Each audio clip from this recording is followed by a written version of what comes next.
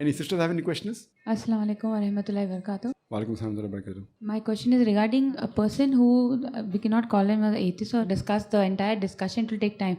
But the basic thing is we gave him certain scientific facts, certain logical facts, and in spite of that the person was not convinced, and everything got stuck where it comes to faith. So can't we really explain this concept of faith, or is it not possible for us to convince a non-Muslim regarding faith? Because there are many things for which even science does not have answers. So how do we go about? And also I would like to know that how do you keep yourself updated with the scientific innovations or maybe the inventions, new discoveries that are coming up? Sister asked two questions that we have spoken to an atheist or a person, not atheist, but doesn't believe in Islam. We tried to convince him with scientific facts, archaeological facts. They agreed, but when it comes to faith, we can't answer. How do we convince faith and how to update ourselves with scientific facts? This time regarding faith is concerned, with scientific facts we can talk about faith. But how you go about it is the technique.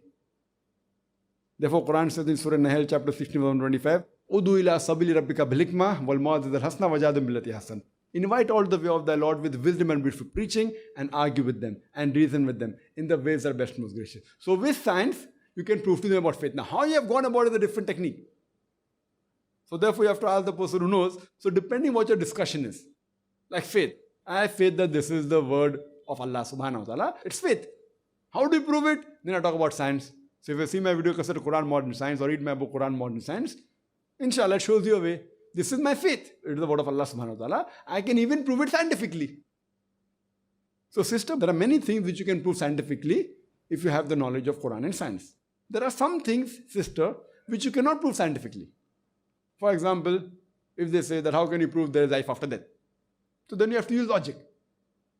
And for that you can refer to my video cassette Concept of Peace in Islam, or my question and answer session, where I've proved how to logically prove about the concept of hereafter. One of the simple ways is that suppose the Quran speaks about 100 things, for example, out of which 80% of whatever the Quran has spoken, today we have come to know that it is established scientific fact.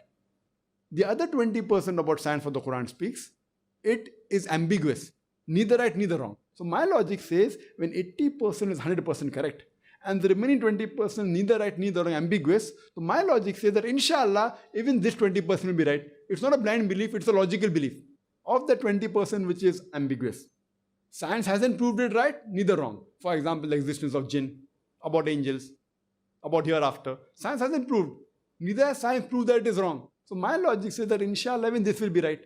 So this is one way of proving. And the other way of proving is going to logical aspect, which if you see my video cassette, sister. So depends what faith you're talking about. Are you talking about faith in Quran? Are you talking faith in Allah? How to prove about Allah? If you see my video cassette, is the Quran God's word? So faith and different things. Faith in Allah, faith in the messengers, faith in the angels, faith in the hereafter. So sister, depending upon each faith, maybe the style how you convince differs. So if you see my video cassette, alhamdulillah, most of the major points of faith have been covered in my very different cassette, sister. And regarding the second question, that how can you update yourself with scientific knowledge, etc. Sister, you have to read the scientific journals and the books. So if you read the scientific books, there are several scientific books coming out every month, weekly, daily there are books coming out on science. Read that.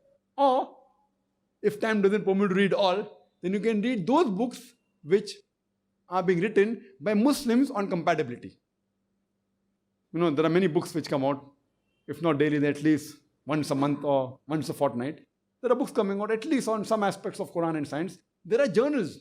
For example, Saudi Arabia, there's a journal, the name is Ijaz Ilm, Saudi Arabia, which talks only about Islam and science, Quran and science, nothing else.